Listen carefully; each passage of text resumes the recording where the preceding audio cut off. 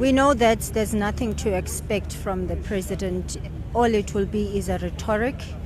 It's a speech that has no accountability, because what he should be doing, he should be saying, last year, these are the promises that I made, and this year, this is how far we got from the promises that we made last year. So there is no accountability. Every time the president speaks at the SONA, he speaks like it's his first day in office.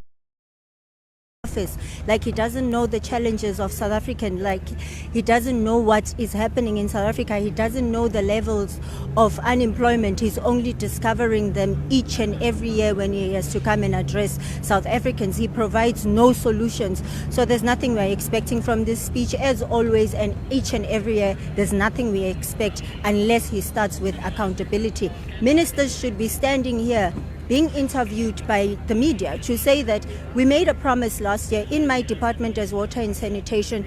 This is what the president promised South Africans, and this is how far we have got. Yes, we failed 1, 2, 3, and this is how the president will address South Africans on his failures and on his successes. But they are not even here. You saw it for yourself. No minister came here to account on what the president had promised South Africans last year.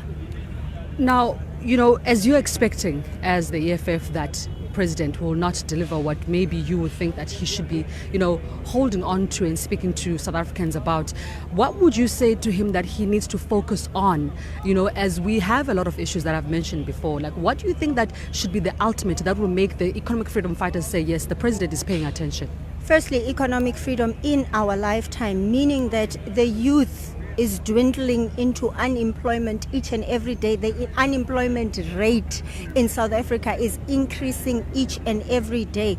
People are graduating. They don't have anywhere to go and work. Industries are shutting down. More and more people are losing their jobs. What happens to the South African economy when people are not working? He should focus on the economy of South Africa.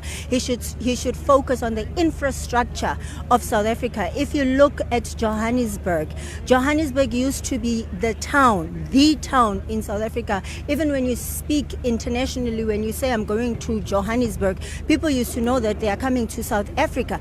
Currently, Johannesburg, there is no water for more than 21 days because of dilapidation of infrastructure. So the infrastructure of South Africa is in a mess.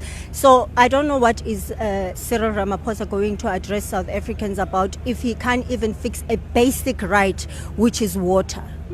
30 years on, we're looking behind us and we're reflecting on the constitution of the country. What are your thoughts?